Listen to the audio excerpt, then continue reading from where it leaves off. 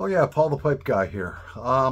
So one of my subscribers wanted to see, actually I think a couple people wanted to see how I polish the pipes with the Carnauba wax. So I want to show you that. So it's actually the lighting isn't great in my workshop. So here's what this bowl looks like. It looks pretty dull, real dull. And this is what they call a K-Woody pipe. I'm going to share something with you about this so-called K-Woody pipe when we get back in. We'll be back in a nanosecond. I'm going to set the camera up in the shop. I'm going to do the very best I can to show you how I polish my pipes with Carnauba wax. And they come out looking great. The stems, too. Okay, so we kind of have a crappy angle here. This is basically an inexpensive buffing machine. I got it, I don't know, at Harbor Freight for, I don't know, 40 bucks, something like that, brand new. And it comes with 2 cotton wheels. You can just see the one. This side I use for my Carnauba wax, and Carnauba wax comes in a bar form for, you know, buffing on a wheel. And then on the other side, there's another wheel exactly like this one. That one I use a bar similar to this, but it's white, and it's called White Diamond, and it's got a bit of fine grit in it. And so if you really have a lot of gunk on your stem, you know, oxidation, and you want to quickly take that off, you can do that by using the White Diamond. But got to be real careful, because that White Diamond will just change the shape of the stem real quick. If you hold it too long in one spot, I've actually made my stems put a little wave in it, and I was like, oh boy. So basically I just turned the machine on. Always wear safety glasses. I've seen so many times, I've done it myself, where I'm holding a piece and all of a sudden it catches on the wheel and it flips. Most of the time it goes around that way. Well, you don't want to take any chances. And the wheel basically is spinning counterclockwise if you're looking at it from this direction. So it's going this way. So you don't want to take a sharp angle like this and put it on there, because it's going to catch. So we always want to move from the smooth side down. So you just take a little bit of Carnauba wax, not putting a lot of pressure on there, just rubbing it on there for a little bit. And then I'm taking my pipe, I put my finger in here, and basically just go over it, like so. And I'm not pressing hard on this, just a little bit of pressure. You know, you don't want to press too hard. And then I'm turning it around here, and I'm working towards the bottom 25% of the wheel. If you'll notice, I'm not up here. You have a lot more control when you're down here. And yeah.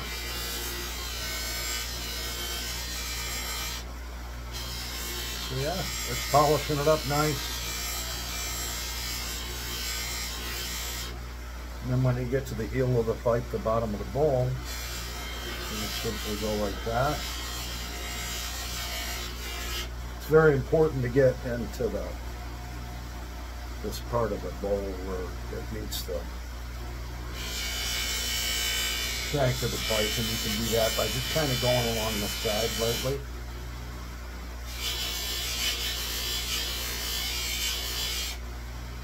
Yeah, just like so. Pretty boring stuff. And you know, I do the same thing with the stems. Now, the stems are sharper as they get down here. They get thinner on the sides, as you can see. So when I'm up towards the top of the stem, I'm comfortable working at an angle like this and just going around the stem like so. And it does give it a beautiful nice shine, as you can see. Now when I'm working down past this spot here, I'm going at an angle. I don't want to be going like this, because that wheel's going to come around and it's going to catch right on there. It's going to flip the pipe right out of my hand. And if you're working with an expensive pipe or a pipe that's pristine, you're going to take a real good chance of denting it or damaging it. So I'm kind of going along like that.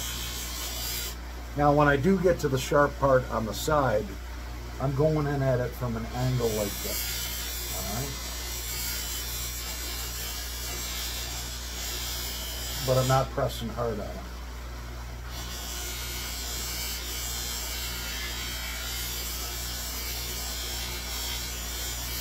Yeah.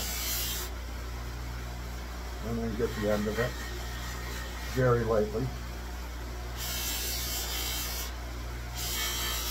And that's pretty much about it. And when I go up to the shank of the pipe, apply a little more. You can just go neatly around it. I don't know how well you can see this.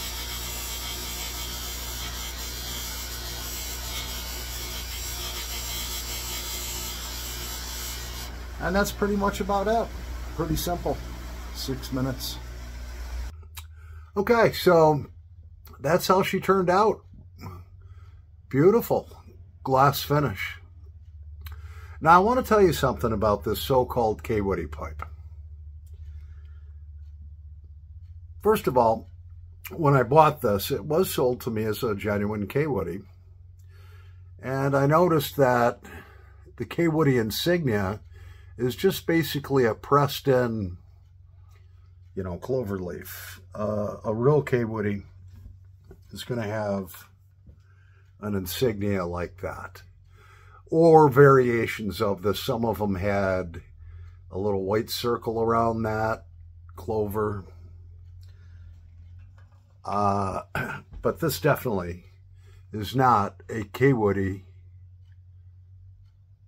stem. All right, the ends are way too sharp. The mouthpiece is it's sharp. Then the other thing is that you look at it and you won't be able to really see it on the video too well, but it says K-Woody drinkless. Well, the letters are not perfectly straight. They're kind of misaligned. K-Woody never would have done that. And the third thing is this has massive amounts of factory fills. There's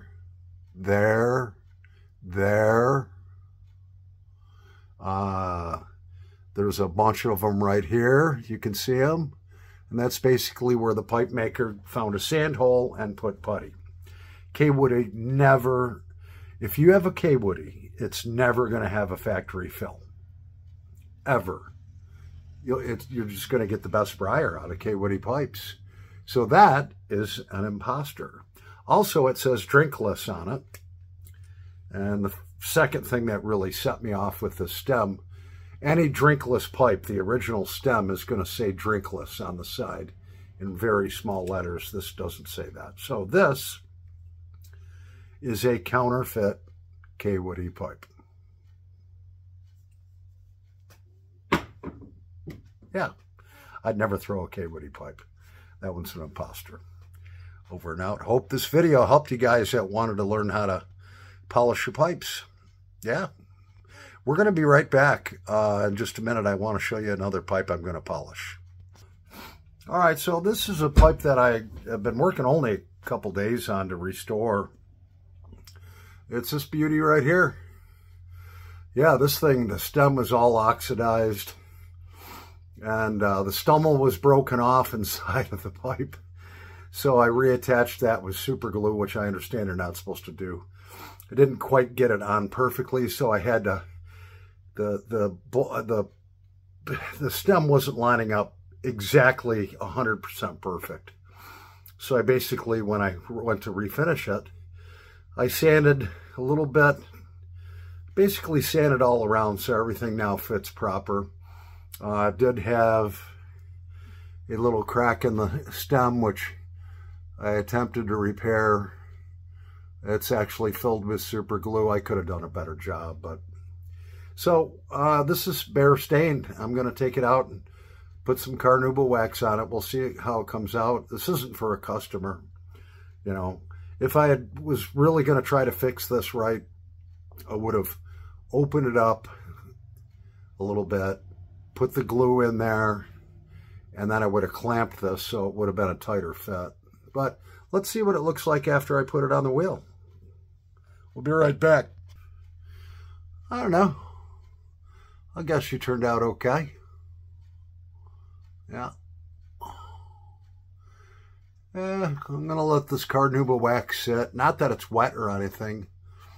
Just tired of polishing. Spent about 20 minutes polishing that. When you first have a pipe that you've sanded down, that you've stained, it takes a lot of wax to get that polish back. But the stem came out nice.